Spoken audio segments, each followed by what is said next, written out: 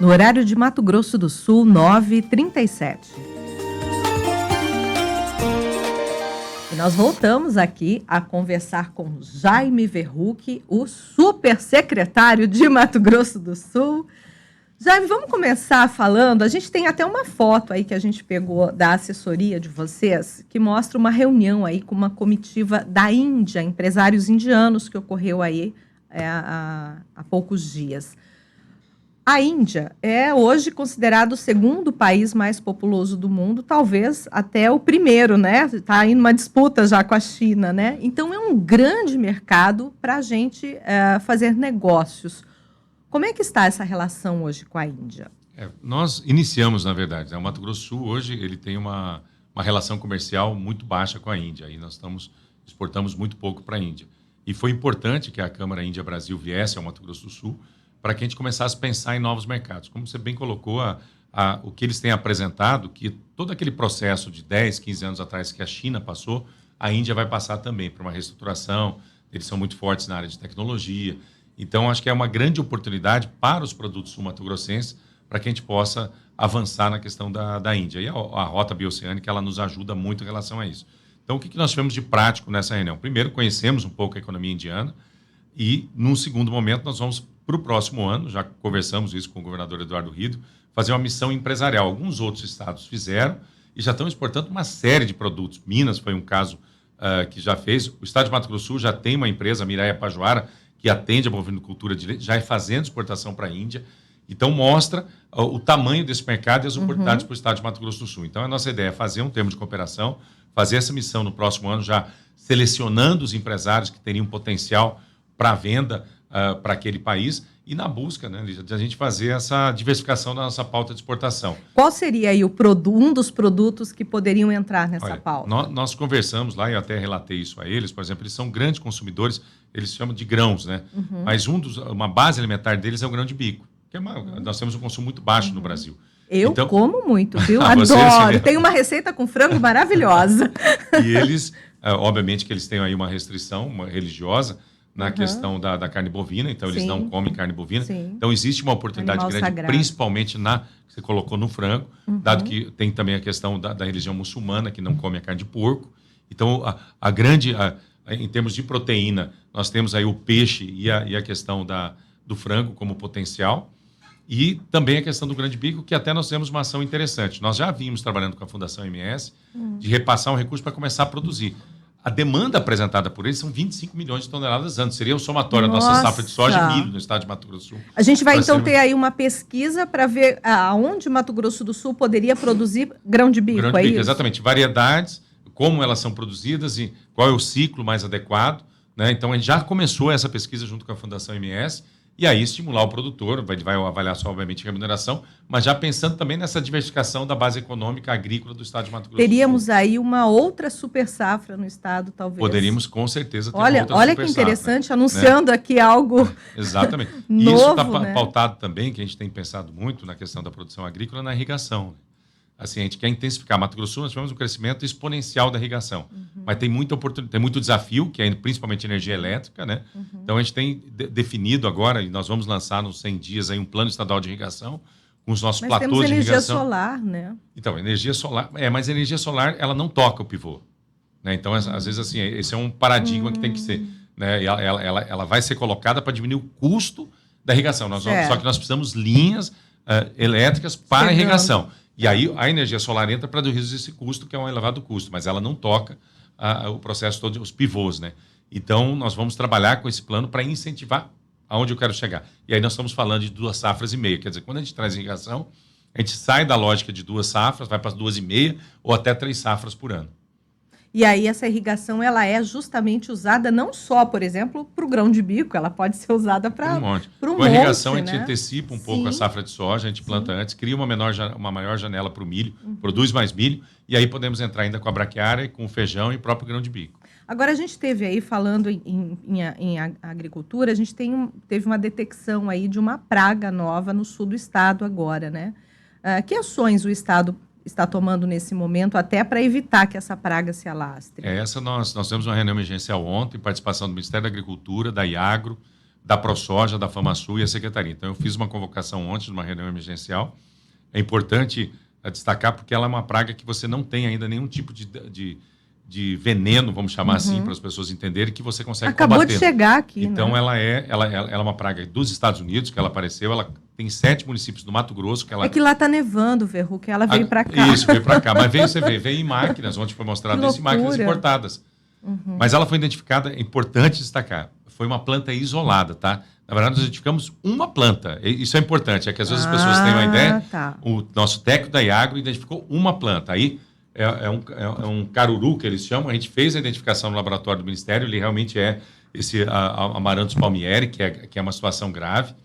Então, nesse Amaranthus, então nós já tomamos todas as medidas, né, de proteção, já na propriedade, estamos verificando a propriedade, se tem alguma outra possibilidade de disseminação. E já fizemos ontem mesmo a cartilha a todos os produtores que a FamaSul e a ProSoja estão difundindo, para o produtor reconhecer essa planta e fazer, obviamente, a capina mecânica. Você só tem um jeito de tirar a mecânica. Então, é uma precaução, mas nós tomamos todas as medidas de defesa sanitária no estado de Mato Grosso do Sul. Tá. Agora, vou aproveitar ainda o restinho de tempo que nós temos. Vamos falar aí do Plano de Desenvolvimento da Fronteira, que essa é uma região importante, que também fica um pouco às margens do desenvolvimento em Mato Grosso do Sul, né? O que vai acontecer aí no próximo ano? Nós recebemos, na verdade, da Sudeco, um recurso que foi repassado para a Universidade Federal de 611 mil, para fazer um plano de desenvolvimento, mas com uma carteira de projetos, porque a gente tem um grande receio de fazer diagnóstico e depois a gente não consegue avançar além do diagnóstico. Então, nós tivemos já com o nosso reitor Turini e com a equipe coordenadora, ela vai criar uma carteira de projetos, porque nós temos uma série de questões na área da defesa, na área do turismo, na área da migração, que é extremamente importante. Nós temos a Rota Bioceânica, que vai intensificar todo esse processo de desenvolvimento da fronteira. Então, tudo isso vai estar colocado dentro desse projeto que chama Projeto de Desenvolvimento da Fronteira. Lembrando que a fronteira e vai ser Mato Grosso e Mato Grosso do Sul. Então, nós estamos falando da fronteira da Bolívia e da fronteira com o Paraguai. E também na divisa. Na verdade, quando chama zona de fronteira, são 150 quilômetros da fronteira. Então, nós estamos falando de Dourados, inclusive a zona de fronteira. Tá. Então, toda essa região, nós estamos com a universidade fazendo um plano para identificar necessidade de infraestrutura, necessidade de desenvolvimento, integração econômica desses países, né? E, obviamente, que a Rota Bioceânica ela tem um foco grande que nós estamos intensificando. Você falou de desafio. Um dos desafios que em dezembro de 24, né, que nós vamos estar ainda nesse primeiro mandato, que a gente faça a inauguração da ponte da Rota Bioceânica. Eu tenho falado muito isso aqui, Esse viu? é o grande desafio. Final de 2024, inauguração da ponte. A inauguração da ponte, mas até lá nós temos que estar com acesso, nós já estamos marcando agora em janeiro e no Ministério da Infraestrutura, porque o acesso é do governo federal, e é um acesso de 150 milhões de reais, da BR até a ponte. Então, e aí nós temos que tratar a alfândega, as empresas de desenvolvimento empresarial. Então, esse é um grande desafio. Então, essa alfândega você comentou que é necessário aí ter um entendimento entre os países para se chegar, para não ficar parando, né? Como é que está essa negociação nesse momento? Nós temos uma comissão que eu faço parte, binacional, com o Paraguai, o primeiro ponto nós já resolvemos. Isso. Então, a alfândega de Porto Murtinho ela vai ser uma alfândega única do lado brasileiro, com toda a participação do Paraguai, Receita, Polícia Federal. Então, esse é o primeiro grande passo, já desenhamos um acordo com o Paraguai. Agora nós estamos avançando nos acordos com a Argentina e Chile. Tá. Mas aí seria uma alfândega única tanto para vir quanto para ir, né? Exatamente. Então seria lá na ponta, talvez no Chile, talvez uma primeira lá e essa aqui de Porto Murtinho. O ideal, que nós vamos ter que trabalhar isso no âmbito do Mercosul, é assim, ter um porto seco, por exemplo, em Campo Grande, fechar um caminhão aqui e só abrir no Chile. Esse é o ideal desse processo, porque senão eu tenho um grande risco dos praticamente 15 dias que eu estou ganhando de tempo com a Rota Bioceânica em relação a sair por Santos, passar no canal do Panamá, eu ganho 15 dias. Isso. Se eu não tiver uma alfândega eficiente, eu posso perder toda essa competitividade desses 15 dias. Se eu perder esses 15 dias, começa melhor de novo ir por navio. Então, para que a rota seja competitiva, a infraestrutura é a primeira parte. Mas o segundo ponto é exatamente a questão das alfândegas. Mas existe aí um ambiente muito favorável dos países em relação a esse processo das alfândegas. Verruc, me corrige se eu estiver errada, mas assim, ao longo de algumas décadas, o Estado, eu falo a gente, né, em nome do Estado, se pensou nessa rota, se batalhou por isso e há pouco tempo o Paraguai comprou a ideia e brilhantemente está aí resolvendo. Foi uma surpresa, inclusive, porque eu sempre esperava que o Brasil fizesse primeiro a parte, o Paraguai ficasse atrás e foi o contrário. E agora eu estou vendo o Chile abrindo os olhos para a gente. Eu não via esse movimento antes. Eu estou errada? Não, está correto. E, na verdade, dentro dessa lógica, quem abriu agora os olhos há pouco tempo atrás, literalmente há poucos meses, foi a Argentina. Porque a gente tem que entender o seguinte, o norte da Argentina, o norte do Paraguai... Porque eles já estão próximos lá, eles não tinham, mas né? são os estados menos desenvolvidos da Argentina e o Paraguai também. O norte da Argentina. Então, agora, os próprios governadores desses estados da Argentina, do norte da Argentina, entraram no processo. Então, nós já tivemos uma reunião com esses governadores e isso foi fundamental. Você não faz a rota se você não tiver essa força local, claro, com os prefeitos e governadores locais entendendo a importância. Por isso que nós já criamos aí um fórum de governadores da rota. Então, são os governadores que agora tem no Chile, até pouco tempo eram governadores indicados, agora são eleitos. Então, os governadores do Chile, os governadores do Chile, da Argentina, do Paraguai e do Mato Grosso do Sul, nós já criamos um fórum para que eles possam fazer a pressão nos governos federais. Então, Paraguai vai muito bem, Brasil está totalmente envolvido, Chile, porque ele, na verdade, vai desenvolver toda a região dos portos, a entrada e saída desses produtos. E agora a Argentina. Então, acho que a gente está num bom momento dessa integração em relação a esses 4 países. E o acesso, né? Porque a gente está batalhando para chegar de uma forma mais econômica e mais rápida à Ásia. Mas a Argentina e o Chile, eles vão se beneficiar muito mais economicamente disso e ter acesso aqui ao Brasil, também pelo turismo, pelas mercadorias, pelo produto brasileiro que pode chegar para eles, né? A gente já fez uma série de estudos de cadeia produtiva junto com a empresa de planejamento e logística. Hoje, Mato Grosso do Sul e Mato Grosso detêm 17% do mercado chileno de carne. Com a rota bioceânica, ele vai para 35%. Nossa. Por uma questão de competitividade. Hoje, uma carne que sai daqui, ele tem que ir ao Rio Grande do Sul, Uruguaiana, São Borja, passar toda a Argentina em Córdoba, Mendonça, Santiago. Sim. Por aqui nós temos uma Corta reto aqui. Então, assim, nós vamos... E assim, a mesma forma. Por isso que aí é uma questão importante para Campo Grande. A gente tem que sair da lógica da exportação. Nós temos que entrar na lógica da importação.